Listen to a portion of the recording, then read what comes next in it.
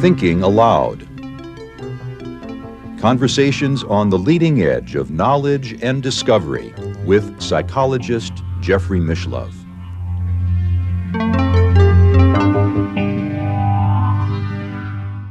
Hello and welcome. I'm Jeffrey Mishlove. Our topic today is a materialist confronts the paranormal.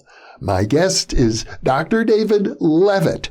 David is a computer scientist and a physicist. He is also the husband of Gail Hayssen, who has been a guest on this program many times. Gail is the host of the Small, Medium at Large podcast. She has mediumistic abilities. She has parapsychological abilities. She is a shaman initiated into the Mongolian tradition of shamanism. We've discussed all of that on many programs. I think it's fair to say Gail is a highly psychic person, and her husband, David, a hardcore materialist. So today I'll be interviewing David about what it's been like for him to confront his wife's abilities. And David lives in Sebastopol, California with Gail. Now I'll switch over to the internet video. Welcome, David. It is a pleasure to be with you today. It's great to be with you, Jeffrey. We're going to talk about your life experiences, largely living with a very pronounced shaman, medium, psychic, your wife, Gail. And our viewers, of course, are very familiar with Gail Hayssen because we've done, I think, 7, maybe even as many as 8 interviews with her at this point. But I found that you, being a physicist and a computer scientist, a materialist, living with a person with such pronounced paranormal abilities as your wife must have been somewhat of a challenge for you. And I thought we'd explore that today. Thank you, Jeffrey. It's a totally unique combo, and I'm really honored. I love your work. I love your show.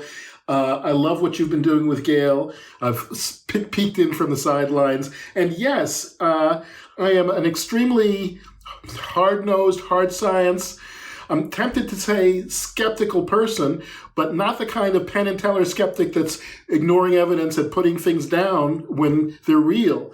So yes, it's a unique way. Thank you for inviting me. Maybe a good place to begin is to talk a little bit about your education. I know you were at MIT. You studied computer science in the department there with Marvin Minsky, one of the pioneers of artificial intelligence. He was my thesis advisor, and he's probably the most brilliant person I've ever met. In a way, I've had 3 amazing mentors: Marvin Minsky, Timothy Leary, who Gail. Oh, here's a picture of Timothy with me and Gail. And Alan Kay, who was at the Xerox lab that invented a lot of the graphic user interface and personal computer technology that we all take for granted now. But I met Marvin. The day I met him, I wound up changing my thesis advisor and becoming his student and starting to write algorithms. He can improvise Bach-style fugues, and you forget, and he'll forgive me for speaking of him in the present tense, even though technically he died several years ago, because his spirit lives, and he's a materialist, so I say I need his forgiveness for that. But he could improvise beautiful Bach-like fugues, and you could watch him do it, and it would remind people that was commonplace in the classical era and almost forgotten now because people are so dependent on sheet music for that kind of thing. Not him. He was more like a jazz player in that sense. And I'm a jazz player, and we bonded at the keyboard, and I made my thesis topic the algorithms that I use, that musicians use to improvise in a particular style. What does that require? And no one had really done that before. And and so that was my thesis, and an important. I was in artificial intelligence at the AI lab, then moved to the media lab with him actually, because we were doing things that nobody else at the AI lab was doing in media.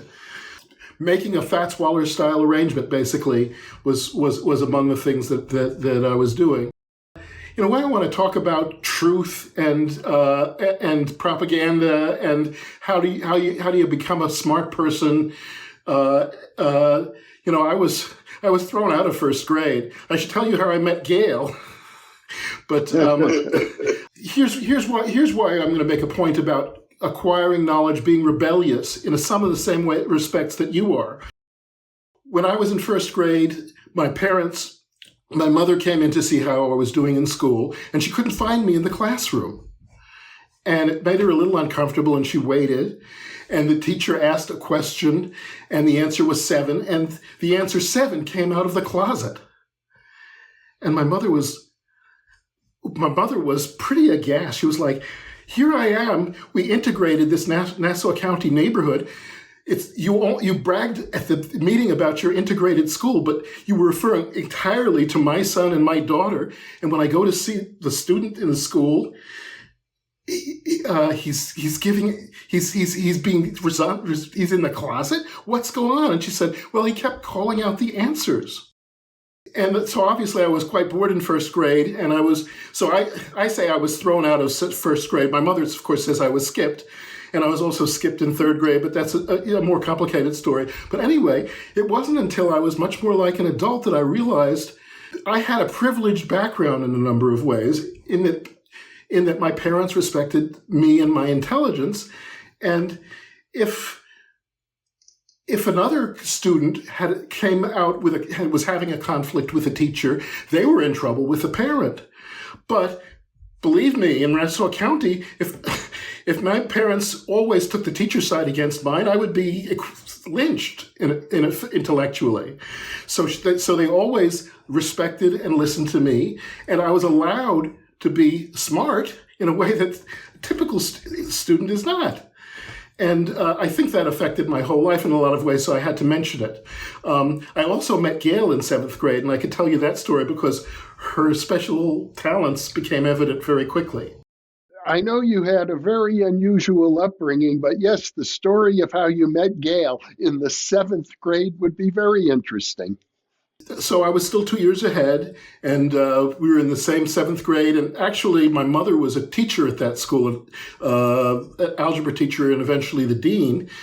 So I was able to sort of hitch a ride and commute from Upper Manhattan through Harlem to Queens every day. And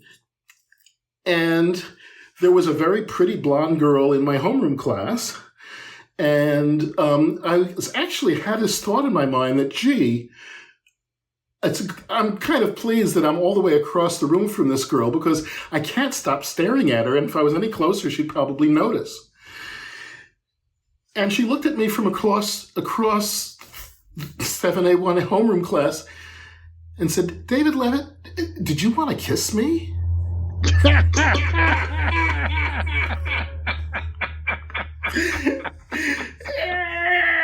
I wasn't a liar, so I said yes.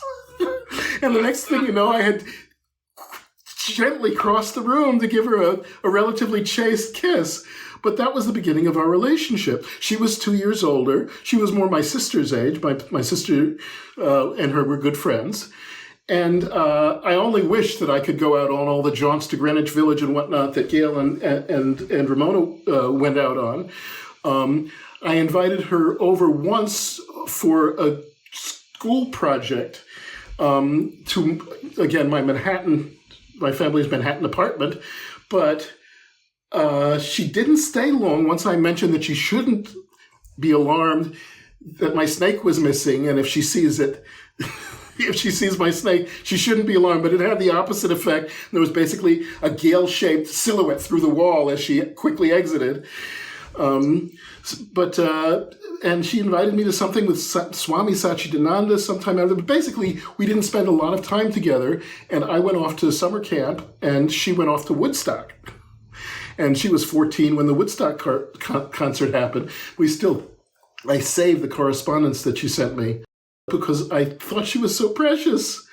And it wasn't until I was teaching at NYU in 1993, after the company I was at that had invented virtual reality on the West Coast had dissolved, that I wound up going to a high school reunion and ran into a friend we had in common and called her maybe 22 years after our previous conversation and correspondence. And we wound up on the phone for hours, and I wound up visiting her in when I started at Interval Research, Paul Allen's think tank in Palo Alto that fall, and we never came apart. And I'm very lucky.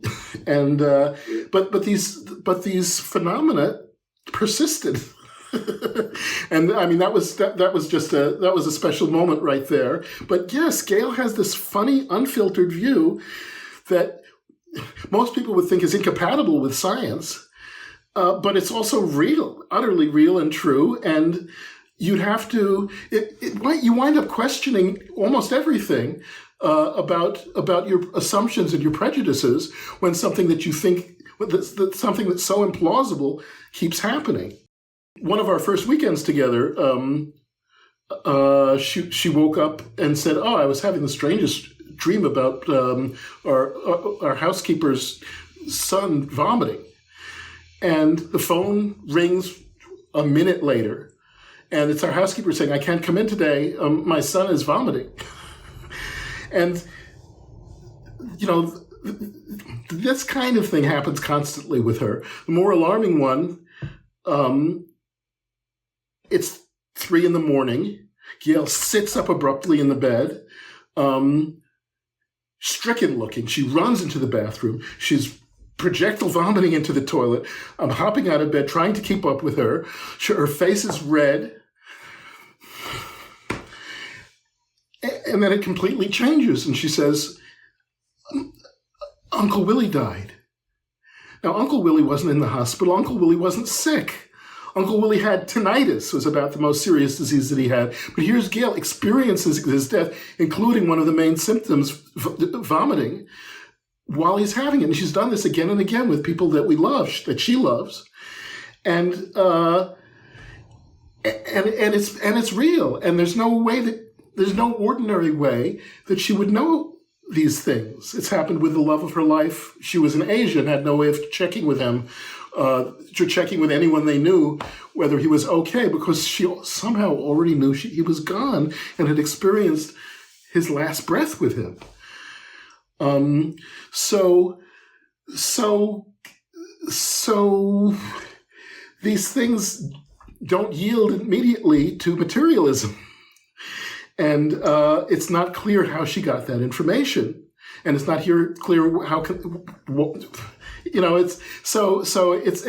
It's a challenge for any scientist to have all this evidence. By the way, let's talk for a second about discarding evidence, because that's what most people do. And Jeffrey, I wrote you a birthday present. And in a way, you're giving me a wonderful present back. It's actually the most read thing I think that I've posted on Medium in years, and it was in honor of your birthday and your award for evidence and proof of life after death. And so I wrote this Medium article, and I think people have this habit of discarding evidence that doesn't fit their theory. And the other day we were watching. Or any of their theories. The other day we were watching The Dropout. Have you seen that, Jeffrey? No, I haven't. So the scammer for the company Theranos, Elizabeth Holmes, in a key scene, they're saying this technology works, don't look too closely at it. And it's people's natural politeness prevents them from drilling down at just the key moments. But then finally someone says, but these people's results were wrong. They don't have this ailment. And the technician says, "Oh, that was an outlier. We're told to discard the outliers." But of course, if that so-called outlier was used in a medical diagnosis or treatment, that person might die. So she was an extreme case. But in general, discarding outliers is standard. And that's one reason people don't learn anything except things that they already think they know. That's part of why I love thinking aloud as a concept, because thinking is antisocial. Thinking, not politely pretending that what you've just been told must be true is rude. And you don't discover anything unless you challenge a little bit, unless you're willing to. The outliers are actually where the meat is, where the good stuff is. That funny wobble in Mercury's orbit that you'd like to say was an experimental error, but it kept being so consistent, was what proved Einstein's theory. And that Newton didn't understand gravity the way Einstein did, is these outliers. And near misses. One of the principles in artificial intelligence is you can't learn a concept without negative examples. When you are trying to make, it's the holy grail of artificial intelligence to make a program that learns the way a 4-year-old does. This is an arch. This is an arch. You can show them 1,000 things. They won't learn what an arch is until you say, this is not an arch. That is not an arch. You can train a neural network to distinguish between an arch and not an arch by giving it a lot of information of that sort.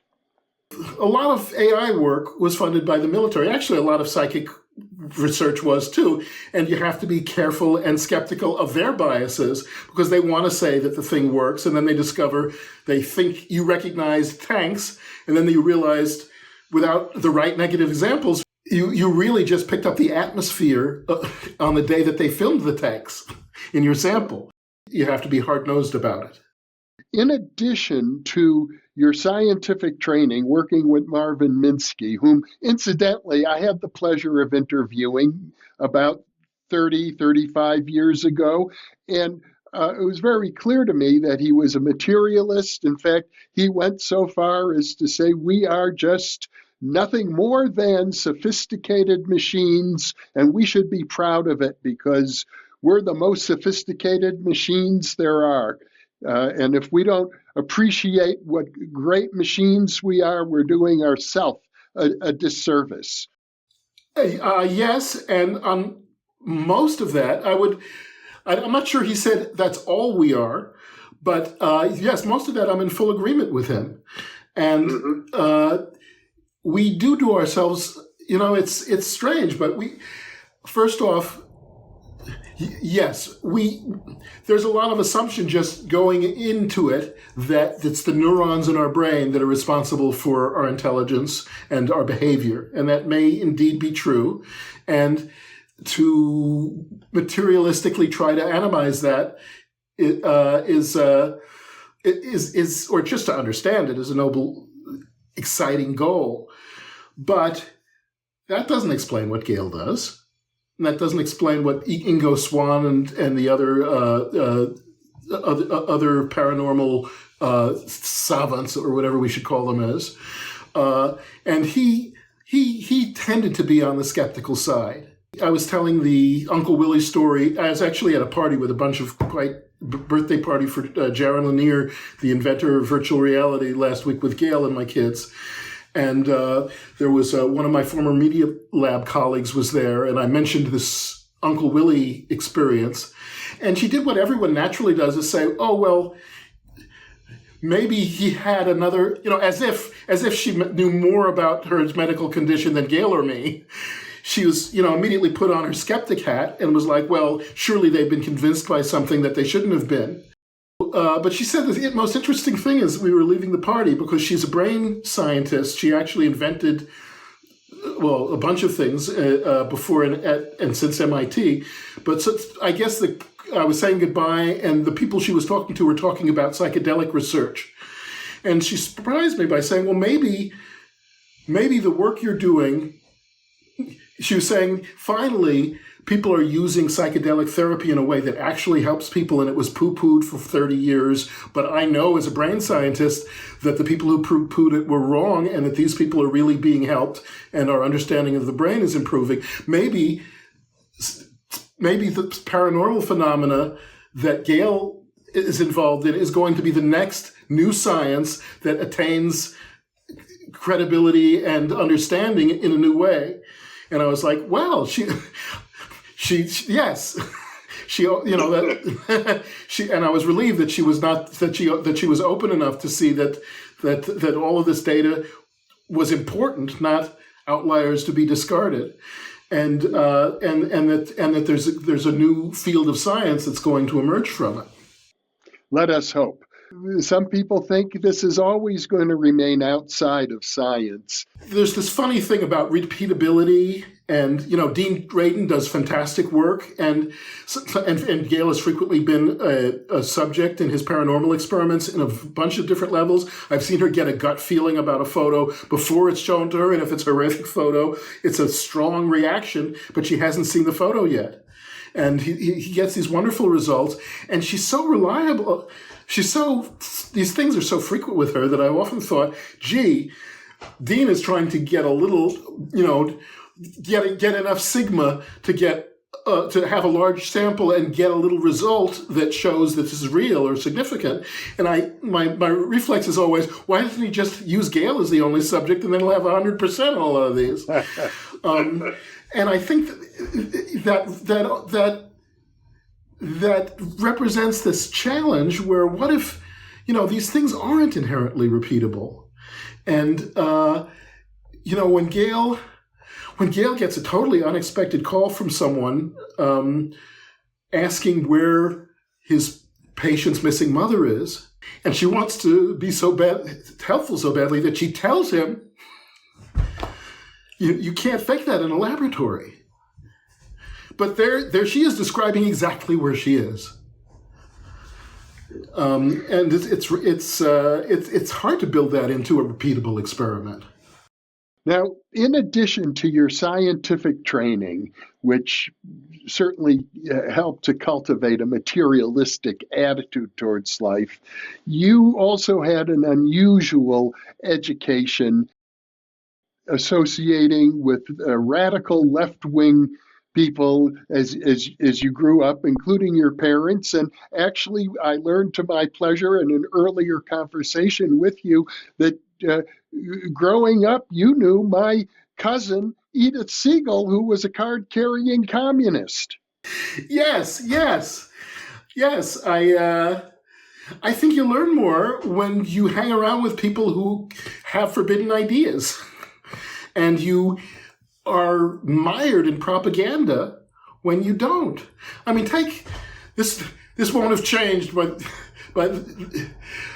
we're in a week where the most radical dystopian science fiction thing of a woman who decides what to do with her own body might be arrested for it. I mean, these things were until recently thought to be just the most miserable dystopian fantasies of A Handmaid's Tale, and now they're true. They're about to become true nationwide, and 26 states are going to follow. And of what word is used for the people who take these extreme radical positions? They're called conservatives.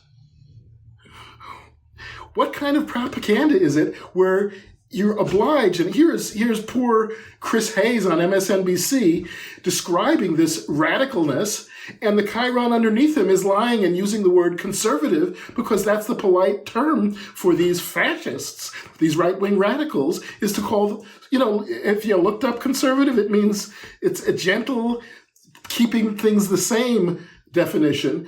And in this extremely Orwellian fashion, right-wingers say, no, call us conservative, and all of the Democrats line up and say, of course you're conservative.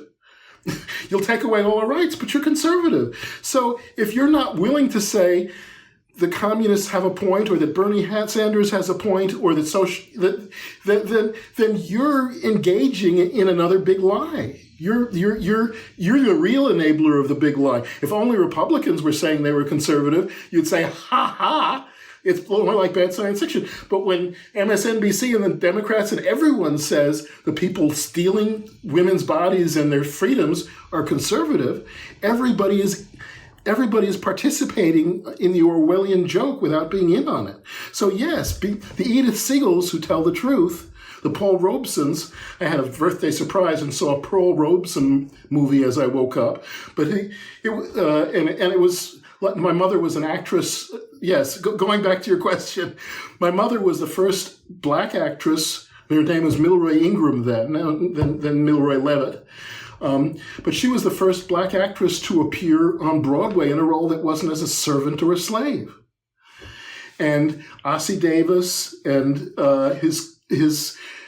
his group of freer thinking people had taken what was considered a very mild play called Green Pastures, a musical that, you can picture Negroes singing God stories as being a very submissive activity, but who was like, no, let's make a production in which the black characters are treated as human beings and with respect. My mother played the first woman, Eve, and other roles in this amazing musical that Ossie Davis and other people who, and of course, yes, all of, so many of our Jewish friends and the, interracial marriages were pretty rare back in 1951 when that came out.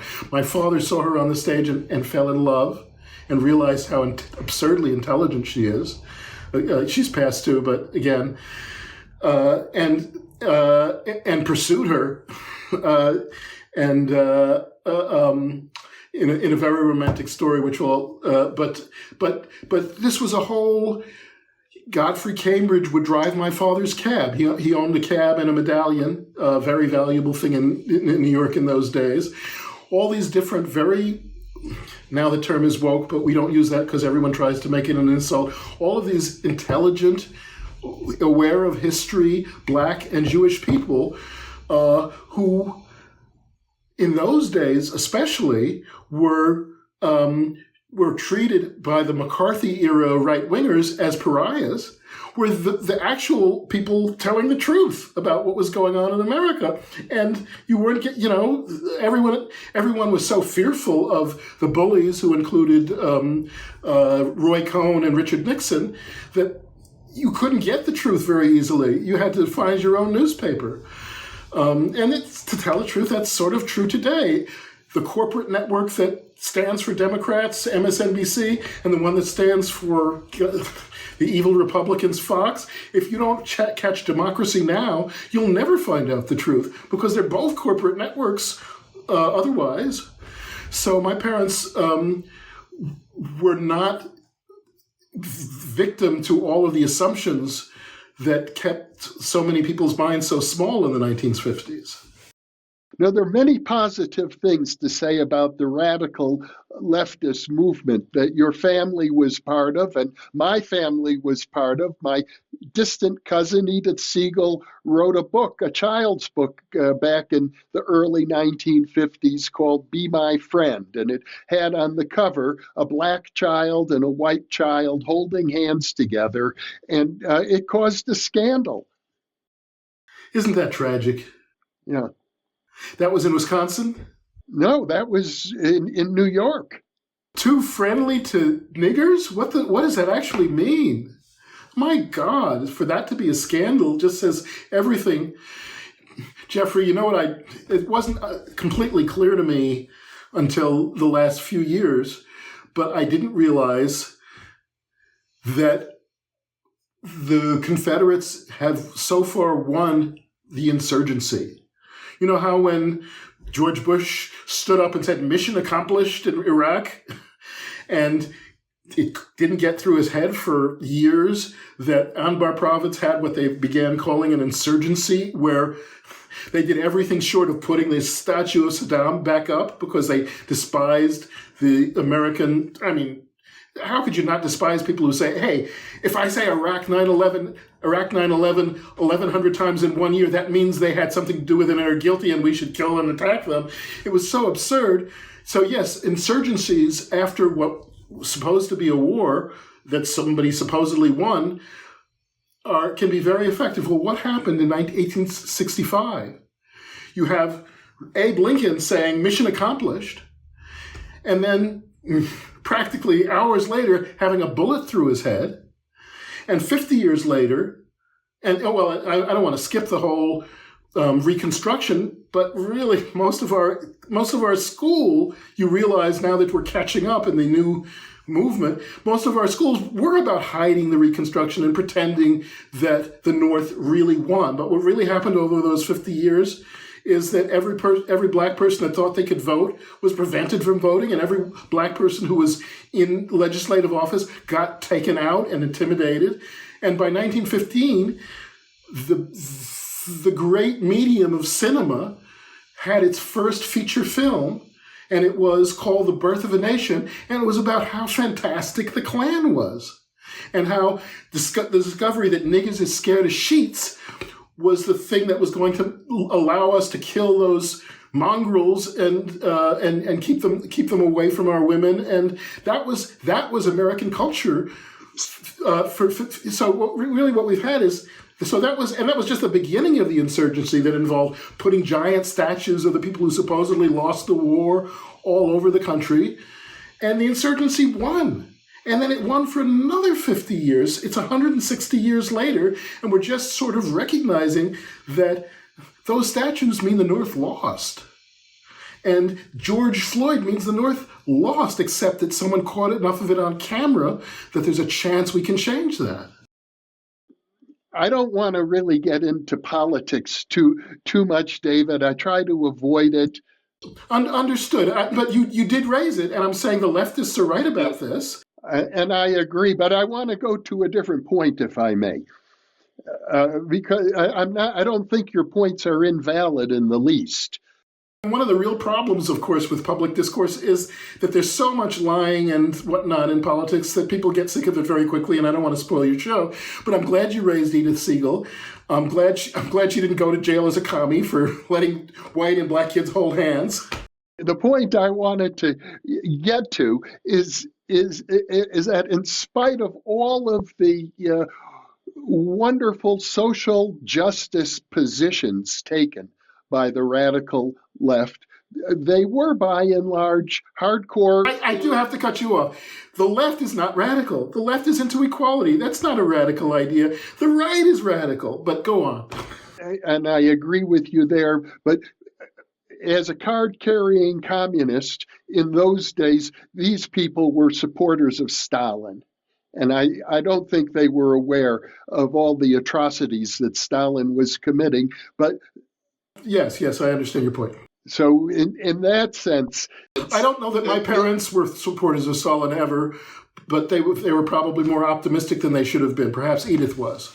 Edith, I think, composed a dance concert in honor of Stalin, and in honor of what they thought he was rebuilding Russia into a new society, and they were very hopeful for what Stalin could do. But the point I'm trying to make here is that by and large, these people were hardcore materialists, not from a scientific perspective, but from a political perspective. You mean Stalin or Edith, or? Yeah. Well, they were thinking about economics and whatnot. I'm not sure I understand your point yet. Well, let me put it a little differently. I believe you explained to me your parents were atheists. Yes. Well, so atheism is another form of materialism. It's a denial of the supernatural. I wouldn't say that. No, absolutely not. The version of Christianity which has so little to do with Christ's values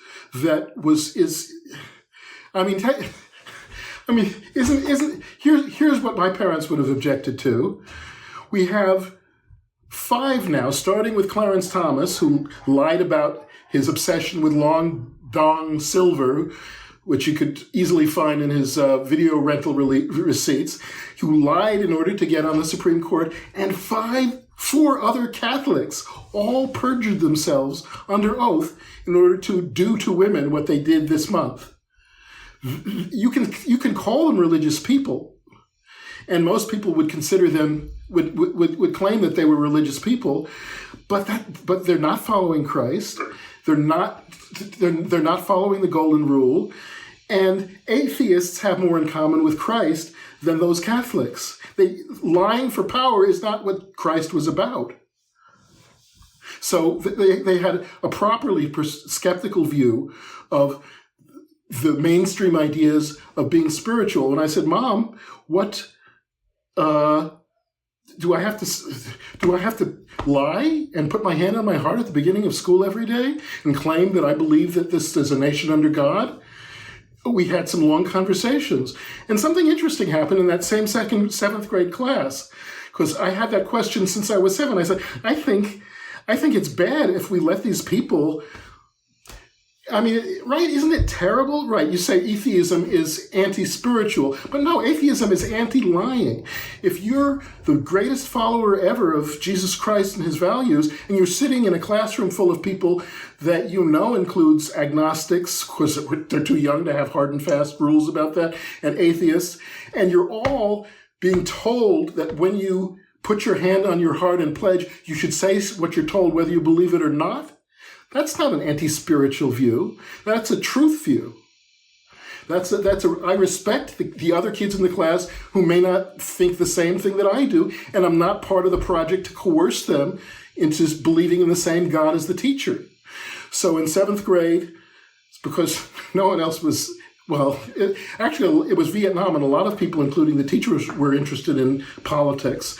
And in 7th grade, when no one else put their hand up for who wants to be class president, I did it, and suddenly I was the class president in 7th grade homeroom. And I said, well, what about this pledge thing? Does everyone believe this? Should we all be saying this? I don't believe it. I don't like being told to lie with my hand on my heart at the beginning of every school day. I think it's corrosive, or whatever words I used then. And they said, you're right. We'll never say it again. And I think in a way that's an important story. Here I was 10 and a half, younger than the other kids, but thinking enough outside the box to allow people to tell the truth, I think is extremely important. And I don't think you can saddle that. Yes, materialism is great too, but religious coercion is really, especially for my parents' generation, and certainly it's not the fifth. It's like we've gone back 60 years. Religious coercion is the new law of the land for women. And to say that means those women aren't spiritual completely distorts what's going on. That was a wonderful exposition of how you developed your views. But I imagine it's true, David, that as a result of having married Gail, as a result of all of the things you've witnessed, like Uncle Willie's death, for example. It happens every week. Something hard, very hard to explain happens frequently in this household. Yes. Yeah. So has that shifted your attitude about the material universe? In a way, but I tend to think of it as there are other factors that we don't understand very well. So one of the reasons I think these experiments might be hard to repeat. And again, Gail was very, although her book and her podcast, A Small Medium at Large, is a wonderful title and it's a bit tongue-in-cheek. She resisted the idea that she's a medium because it's pretty hard to describe what she does. But sometimes I think that something, maybe you talk to the physicist who puts it in the quantum terms. I think Dean Radin does that sometimes. There's some forces, some communication paths that we don't understand very well at all that allow these things to happen. I think of it, there's that scene in The Matrix where they go into, an apartment building in Queens and go around a corner and suddenly there's a humble black woman who knows everything. Gail is that woman.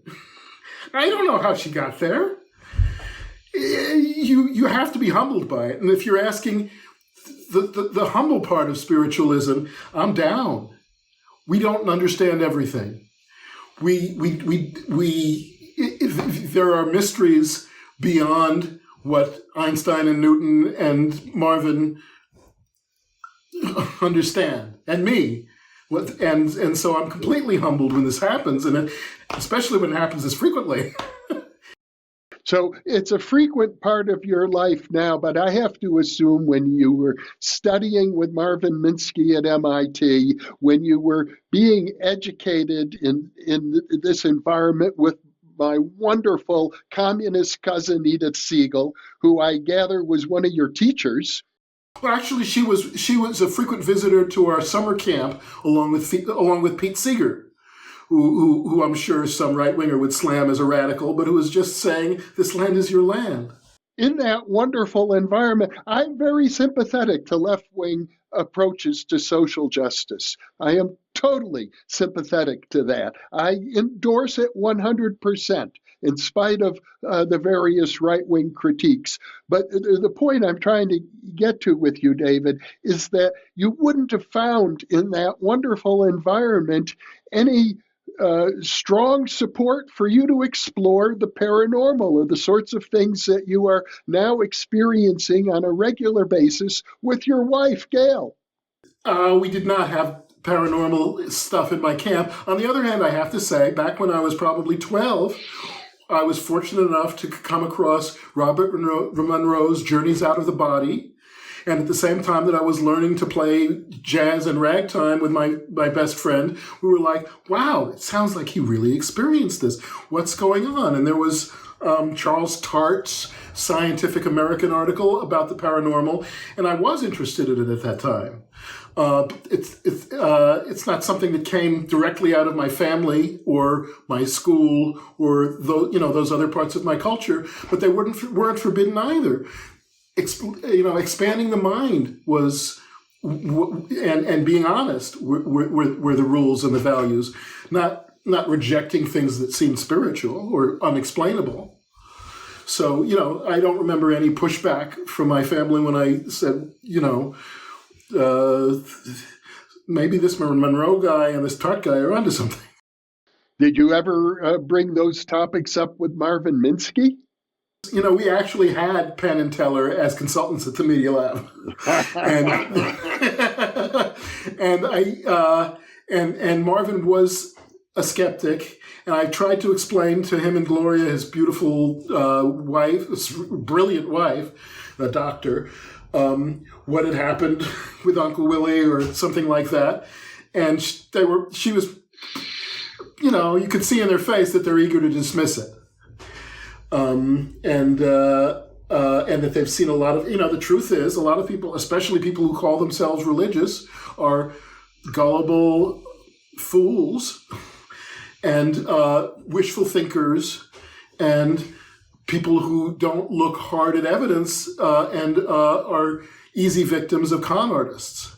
And so Penn and Teller, of course, are more focused on that than they are on, and so we have to be we have to be cognizant of both things, as tricky as it is. That there are, and I'm sure there's plenty of, there were plenty of charlatans a century ago, and I'm sure there's plenty now. And then there's people doing sincere, thoughtful, critical research in these areas. And I've known Dean for 20 plus years now. And this whole community that you're an important part of, and pulling apart what's, you can't be too eager to believe, or you won't really learn. Well, as I recall the story, David, the reason that Gail came to the attention of the parapsychology community is because you were working with Dean Radin at the Interval Corporation. That's correct. Paul Allen had this extraordinary think tank, secret lab called Interval Research. Parts were secret, most of it was secret, and very few people had heard of Russell Targ and Dean Radin joining the staff to doing what we call then the Phenome Project, where we were trying to figure out whether there was a scientific or even a business application, or how real these things were. So Paul Allen, who's also passed, was brave, smart, and Dick Schaub who was actually one of the computer scientists who invented what now is the green screen matting capability that's universally used. He was interested in this, and I joined the Phenome Project, where I met Russell and Dean. You were hired as a conventional computer scientist. Well, no one has ever called me conventional, Jeffrey, but yes. I mean, not as a parapsychologist. Not as a parapsychologist at all. No. I was doing software for. The idea was to make software for the next 10 or products, and that might be 10 years after this research started. But it was so great, and it really was a great little. I think feather in the cap that Paul Allen was ready to reach out to Dean and Russell with Dick Schaub's encouragement, and she brought and I said they said we need subjects for our experiments, and I said, well, my wife has these things all the time. Is it like this? And they said yes. Have her in, and that was really the first time that she collected the stories that had been so abundant throughout her life. Just even tried to, and her nieces, who were the audiences for many of these, wound up compiling this list with us. That was really kind of extraordinary. And by the time Gail, they thought they were going to interview her for a few minutes, and 3 hours later, everyone's jaws were on the table, and we're like, we should have recorded this. You should write a book.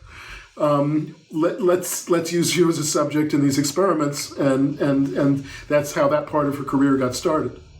Were you surprised that she performed so well under laboratory conditions? Not at all. Like I said, I thought if they used her in the laboratory all the time, they might get 100%. It seemed like she had a gift, and I didn't pretend to understand it. I think something about her big heart. Well, and also you mentioned earlier about the replicability problem in parapsychology. I don't see it so much as a problem. I think parapsychological events are statistically replicable, like most things in behavioral science. I think it's the data for parapsychological phenomena turns out to be stronger, for example, than the data that taking a baby aspirin every day will help prevent heart attacks. But in any case, your experience with Gail seems to be that if there is a replicability problem, she could solve it. I do sometimes think that. And I do think that people who, getting people who may not be talented in that way or, have a heart like that, will just tend to dilute the data. And you'll say, oh, it's statistically significant, but we don't understand it any better. And some of these people got it wrong and we don't know why. So I do think that there's studying people like Gail is a worthy thing, but you have to, not just worthy, but maybe the key to if not repeatability, then real understanding. And I sometimes think of Gail as a little like Zelig, if you remember the Woody Allen movie. You ever see it? Yes, indeed. And he was like he wouldn't just be described as big-hearted in a way. Woody Allen's point was he was timid and a conformist. But if he was standing around a lot of black people, his skin color would change. He wanted so desperately to be invisible that he defied physics. And I think on some level, Gail's desire to help people and comfort people is so great that she defies physics. And it's a very special thing. You're putting your finger on something interesting, which is rarely discussed in scientific terms, but it's the power of love. Maybe there's neutrinos involved, but I think love is involved somewhere. I think so. It's very strange because she's, She's good at communicating it. She's good at communicating. There's all these people who've seen her on your shows and on her own small, medium, at large podcast shows recently. And I'm not a jealous type, but they're in love with my wife. And I don't think it's a coincidence that she has that she also has these powers. She gives the love out. She gets it back. She hears stories that people.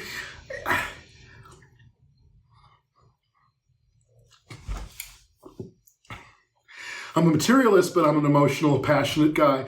I can't tell you how many times in my life, with Gail, people have said something, frequently a long story, and they either started or ended with, "I've never told this to anyone before in my life." She brings that out in people. And sometimes it's a psychic part of them, and sometimes it's a trauma or an assault that they've never shared. And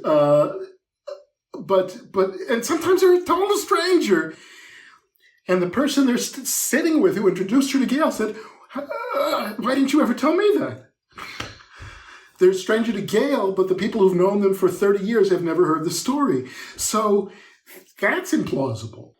Well, David, this has been a wonderful conversation. I appreciate your passion. I appreciate your passion both for Gail and for social justice. I think we're finishing it. Gail has to peek in, because we were just finishing on one of your many gnarly powers. I don't know what that one is, but hi.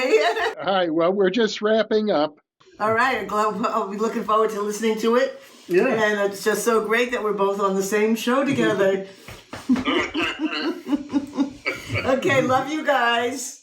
So, David, thank you so much for sharing all of this with me. I know we haven't even touched on the work you're doing today in artificial intelligence, but I will certainly put a link to your website in the description of this video so that people can check out what you're doing in the area of augmented reality.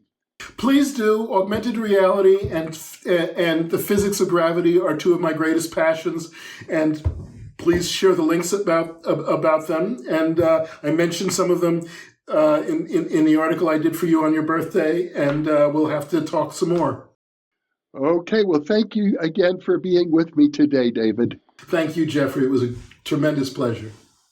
And for those of you watching or listening, thank you for being with us.